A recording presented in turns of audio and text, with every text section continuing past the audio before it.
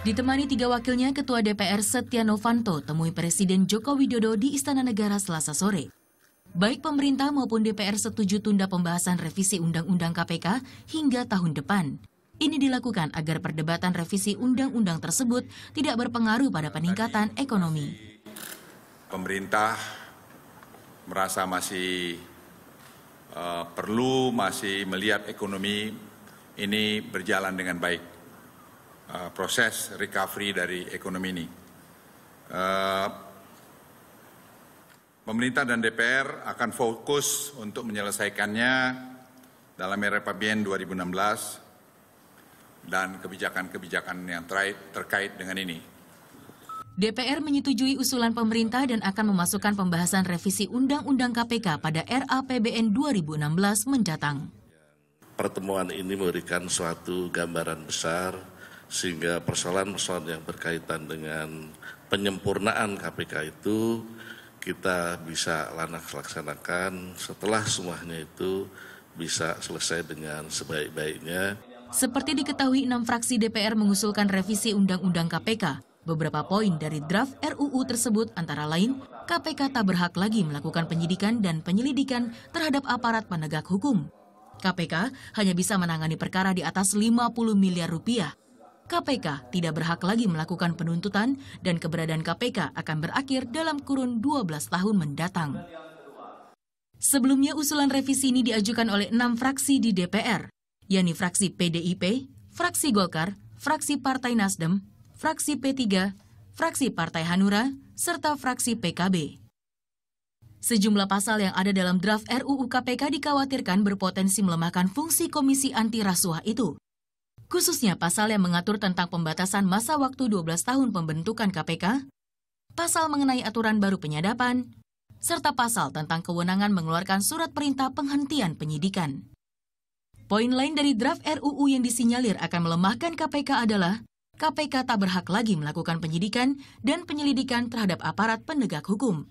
KPK juga hanya bisa menangani perkara di atas 50 miliar rupiah. Aulia Rahmat melaporkan untuk NET. Revisi Undang-Undang KPK yang kian mengundang kontroversi yang juga masuk dalam prolegnas prioritas 2015 akhirnya ditunda pembahasannya oleh pemerintah. Dan bagaimana kira-kira mengenai hal ini kita akan membahas langsung bersama dengan Risa Mariska, anggota Komisi 3 DPR RI dari fraksi PDI Perjuangan. Selamat pagi. Selamat pagi. Dan juga telah terhubung bersama kita Miko Ginting, peneliti dari PSHK. Selamat pagi, Miko. Selamat pagi, Mbak Marisa. Pak Risa Mariska, Mbak Syahna. Selamat pagi. Nama kita mirip Miko, jangan salah ya. Iya. Ini kan yang terbaru adalah akhirnya ditunda revisinya. Nah, kami ingin meminta tanggapan dari kalian berdua, Miko dan juga Risa, ini terkait dengan penundaan ini. Mungkin dari Risa dulu. Oke. Pada prinsipnya kita melihat penundaan ini salah satu langkah yang sangat bijaksana ya dari Presiden ya. Karena undang-undang ini memang sudah masuk prolegnas, prioritas dan harus dibahas. Artinya harus selesai tahun ini. Tapi kemudian di dalam perjalanan ini pasti ada pro dan kontra. Nah, terkait dengan itu kita masih melakukan pembahasan. Kalau ini kemudian ditunda ke masa sidang berikutnya, kita masih punya ruang. Berarti akan dibahas nanti di bulan November akhir. Kita masih punya ruang untuk berdiskusi, kemudian mendengar dari semua elemen masyarakat. Jadi mari kita kawal sama-sama undang-undang ini. Oke, jadi ada ruang diskusi, Miko. Jadi nanti akan dibahas lagi dan kalau misalnya boleh mengutip kata Mbak Risa, ada ruang diskusi ini. Tanggapan Anda? Yang pertama memang ini satu langkah maju ya yang ditunjukkan oleh Presiden Joko Widodo dan pimpinan DPR. Tapi kalau Presiden Jokowi dan pimpinan DPR ingin mengambil 2 atau 3 langkah berikutnya, maka yang perlu dilakukan sebenarnya adalah melakukan evaluasi terhadap program legislasi nasional ya, baik 5 tahunan, sebenarnya 5 tahunan. Karena kondisi hari ini pencantuman RUU KPK dalam prolegnas 5 tahunan itu adalah sebagai usul pemerintah. Gitu. Nah tadi Mbak Risa juga sudah menjelaskan, sebenarnya kan ini belum masuk dalam prolegnas prioritas, tapi masih merupakan usul dari beberapa fraksi gitu ya, dan belum diformalkan dalam bentuk dalam forum paripurna sebagai usul inisiatif DPR gitu. Sehingga memang sebenarnya masih berbentuk wacana. gitu. Dan dalam artian kalau memang Presiden Jokowi ingin mengambil langkah-langkah lebih baik ke depan dan mendapat dukungan publik, sebenarnya memang menghubungi pimpinan DPR dan kemudian mengadakan evaluasi terhadap program legislasi nasional 5 tahunan dan mengeluarkan RUU KPK dari pencantuman dari RUU yang akan dibahas. Gitu. Oke. Tapi Miko, kalau kita bicara mengenai RUU KPK sendiri, pastinya akan dibahas pada nantinya, meskipun ditunda begitu pada November nanti. Nah, kalau akan ada pembahasan ini, apa yang perlu dievaluasi dari yang memang draft yang sudah kita lihat bersama pada rapat balik kemarin? Kalau titik bergeraknya adalah Undang-Undang KPK hari ini, menurut saya sudah cukup baik ya. Justru malah yang perlu dilengkapi adalah undang-undang di luar Undang-Undang KPK. Gitu. Misalnya mengenai Undang-Undang Penyadapan, yang juga sudah diamanatkan oleh Mahkamah Konstitusi, diatur dalam undang-undang tersendiri misalnya ya. Kemudian ada juga prinsip-prinsip dalam UNCAC itu ya. Ada 2 hal yang sebenarnya perlu diatur juga di luar Undang-Undang KPK. Satu mengenai memperdagangkan pengaruh, kemudian yang kedua mengenai kekayaan yang tidak wajar. Nah itu kan juga harus diatur dalam Undang-Undang KPK. Tapi substansi Undang-Undang KPK sendiri menurut saya sudah cukup baik dan lengkap. Nah persoalannya memang dari draft yang beredar, kalau kita baca dan kemudian kita kaji, tidak ada kata lain selain bahwa draft itu akan membawa KPK dalam kondisi yang sangat lemah dan itu akan membunuh KPK dalam umur 12 tahun itu gitu. Sehingga menurut saya memang perlu kajian yang lebih mendalam dan sebaiknya memang menuju pada penguatan KPK gitu sebagai instrumen pemberantasan korupsi kita gitu. Baik, Mbak Risa tadi boleh mengutip apa kata Miko, ini tampaknya revisinya tuh butir-butirnya membunuh KPK. Sedangkan kami sudah mendengar Anda mengatakan bahwa ini, salah, ini memperkuat KPK. Tanggapan Anda? Jadi ini ada beberapa hal yang memang harus diluruskan, Mbak. Pertama, bahwa kita tidak bisa lupa bahwa Undang-Undang KPK ini lahir dari rahim kepemimpinan Ibu Megawati Soekarno Putri. Dan karena itu juga di tahun 2002 kemudian ini menjadi amanah bagi kita, kader partai kita, untuk mengawal dan menjaga eksistensi dari KPK itu sendiri. Di tengah perjalanannya kita juga tidak bisa pungkiri bahwa kita butuh KPK. Hal yang sederhana terakhir adalah ketika Pak Jokowi mau menentukan kabinet, kita pakai KPK. Kemudian di beberapa kasus seperti yang terakhir baru-baru ini Salim Tosan, kita juga minta KPK untuk turun di situ, untuk melihat apakah betul di situ ada korupsi yang melibatkan kepala daerah atau pejabat setempat. Jadi kita sama sekali dalam agenda ini tidak ada pembunuhan, pelemahan atau mengakhiri KPK. Mengakhiri meskipun 12 tahun 12 tahun. Akan jadi akhir dari ini KPK. harus dirunut dulu. Oke. Harus dirunut dulu. Kalau 12 tahun itu semua masih draft. Dan ini pasal-pasal ini bukan harga mati. Nah, kalau misalnya kita bicara mengenai draft, di sini dikatakan oleh Mas Hinton Pasaribu bahwa sudah ada draft yang kemudian sudah direvisi begitu, berbeda dari draft yang memang kemarin dicetuskan di rapat balik. Sudah apa yang diubah di draft yang baru ini? Jadi gini, terkait dengan keputusan pemerintah untuk menunda pembahasan ini di masa sidang berikutnya, memang kita sejak kemarin sudah membuka ruang-ruang untuk menggali, untuk mendalami kira-kira pasal-pasal ini mana yang harus kita kritisi. Nah, terkait dengan itu sampai sekarang kita pun masih dalam pembahasan di internal kita. Apa yang paling menjadi perhatian tapi? Sampai saat ini baru ada 2 hal, tapi pasti nanti akan berkembang lah. Apalagi ini kan kita punya ruang waktu yang agak panjang nih, 2 hal ini napasnya agak panjang. 2 hal ini yang pertama adalah mengenai badan pengawas. Memang tidak bisa diabaikan bahwa semua lembaga di negara di Indonesia ini pasti butuh namanya lembaga pengawas. Artinya harus ada check and balances di sini. Kemudian yang kedua, yang menjadi perhatian kita dari draft revisi itu mengenai usia 12 tahun tadi. Bahkan kita juga mencoba memakai pola pikir pemerintah, apa sih ini 12 tahun ini? Karena belum ada pembahasan. Ini masih draft yang baru disampaikan di Balik, belum disampaikan ke Komisi 3 yang nanti akan membahas dan akan dibentuk panja nantinya. Berarti usia 12 tahun itu dapatnya dari mana kemarin Mbak Risa ya? Itu dia yang harus kita bahas. Artinya 12 tahun ini kalau kita pakai pola pikir pemerintah, bisa jadi usia KPK 13 tahun yang sudah berjalan, kemudian kenapa 12 tahun, kalau dijumlahkan itu menjadi 25 tahun, itu sama dengan 5 kali repelita pada saat zaman kepemerintahan Pak Soeharto. 5 kali kita evaluasi, dan kita juga nggak bisa pungkiri bahwa 13 tahun perjalanan KPK pasti ada kelemahannya, kemudian ada kekurangannya. Nah, dalam rangka menutupi hal-hal seperti itu, perlu kita revisi undang-undang ini. Lantas, tapi yang paling penting dari terakhir pembahasan di fraksi kita bahwa korupsi itu bukan hanya tugas KPK. Korupsi itu bahkan permanen. Iya betul. Itu tidak Makanya bisa, nggak mungkin 12 tahun juga ya Mbak. Iya, kalau itu tidak bisa dihilangkan korupsi itu. Artinya kita butuh lembaga aparat penegak hukum yang lain untuk sama-sama mengawal korupsi ini, sama-sama memberantas, karena ini bukan tugas KPK sendiri, tapi tugas sama-sama. Baik, di sini juga ada butir yang menarik di mana KPK hanya boleh menangani perkara korupsi di atas 50 miliar. Apa pemikiran yang membuahkan butir itu?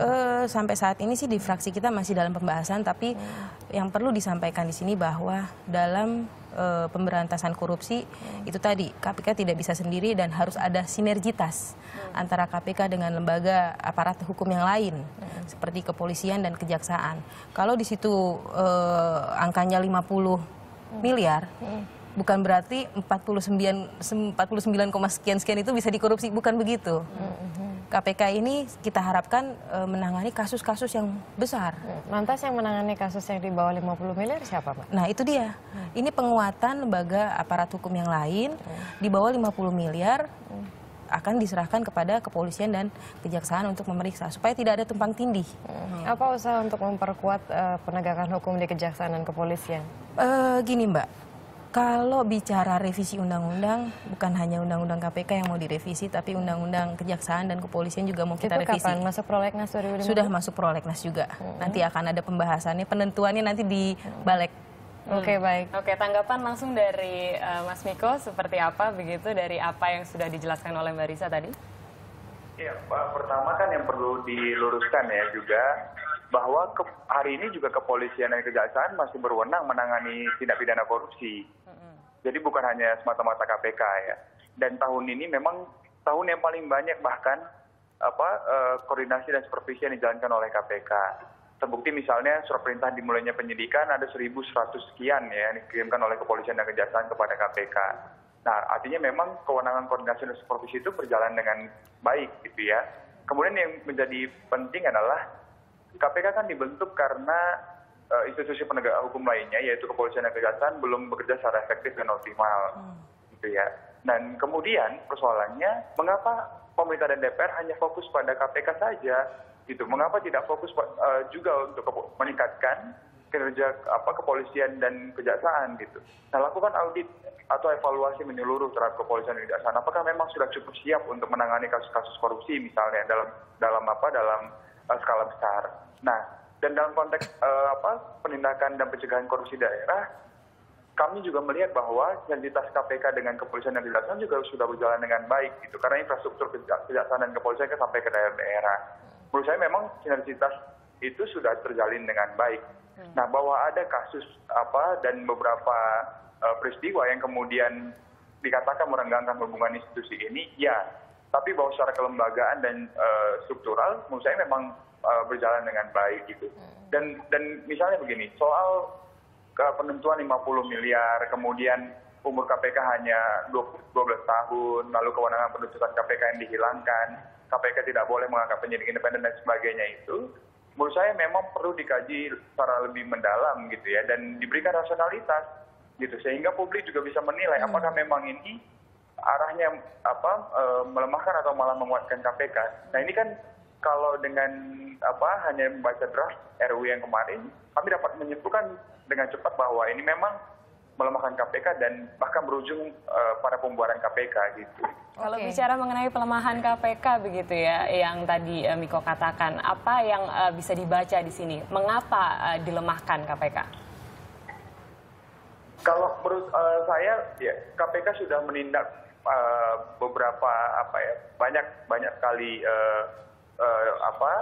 tersangka korupsi dari berbagai kalangan, ya, mulai dari anggota DPR, ada pejabat di daerah, ada menteri, kemudian dan sebagainya gitu. Dan kemudian ada juga kasus-kasus lain yang sebenarnya juga menjadi PR KPK, ya, ada kasus BLBI, ada kasus Senturi dan masih banyak lagi. Menurut saya memang dan juga banyak kepentingan kasus lainnya yang mengganggu kepentingan banyak sekelompok orang gitu, ya. Itu menurut saya juga menjadi penting untuk dibaca bahwa keberadaan KPK ini memang menjadi musuh bersama bagi mereka yang korup gitu. Dan itu menurut saya juga harus sense of crisis dari DPR dan pemerintah juga harus ditingkatkan dalam konteks kita harus melihat bahwa hari ini KPK sedang digempur habis-habisan gitu.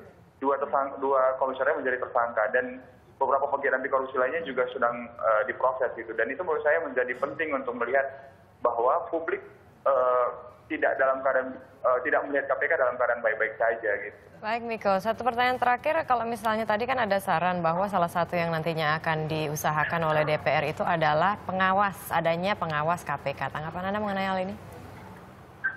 Dalam beberapa kasus, menurut saya komite etik dan sistem pengawasan dalam KPK sudah berjalan cukup baik gitu, ya. Ini kan model Hong Kong yang akan ditiru, kira-kira begitu. Kalau di Hong Kong itu, maka kalau ada kasus yang ada konflik of interest, kemudian diduga melindungi pelaku, maka eksposnya harus dilakukan di depan Dewan Pengawas gitu. Nah, kalau di KPK ada forum ekspos yang melibatkan penyidik, penyelidik, kemudian komisioner dan sebagainya, dan itu sudah berjalan dengan baik. Bahkan kualitas alat buktinya kan beda dengan apa yang diatur dalam Kitab Undang-Undang Hukum Acara Pidana. Itu yang pertama. Kedua, dalam konteks komite etik, dalam beberapa kasus yang diajukan, banyak sekali yang sudah yang diperiksa secara independen dengan melibatkan masyarakat, dan putusannya juga menurut saya berapa diterima. Bahkan kan terakhir misalnya Pak Abraham Samad kan juga diberikan sanksi etik, ya, sanksi etik sedang misalnya begitu. Dan sebelumnya juga ada Antasari yang diberikan sanksi etik berat gitu. Menurut saya memang keberadaan komite etik dan pengawas internal sudah berjalan cukup baik dan tidak ada urgensi untuk kita menghadirkan Dewan Pengawas KPK. Dan salah satu yang perlu dipertimbangkan juga, KPK ini kan lembaga independen, ya, sehingga tidak perlu ada skema pembahasan pengawasan yang akhirnya mengganggu keberadaan KPK sebagai lembaga independen itu gitu. Baiklah, terakhir saya akan meminta tanggapan singkat saja dari Mbak Risa. Pada prinsipnya dari fraksi kita terkait dengan revisi ini, kita minta semua pihak, semua elemen bersama-sama dengan kita untuk mengawal agar undang-undang ini menjadi undang-undang yang berkualitas. Kita masih butuh masukan-masukan yang lain. Jadi pasal-pasal ini bukan harga mati, tapi masih perlu didiskusikan lagi. Baik, terima kasih banyak Mbak Risa Mariska, anggota Komisi 3 DPR RI, dan juga tadi Miko Ginting, peneliti PSHK.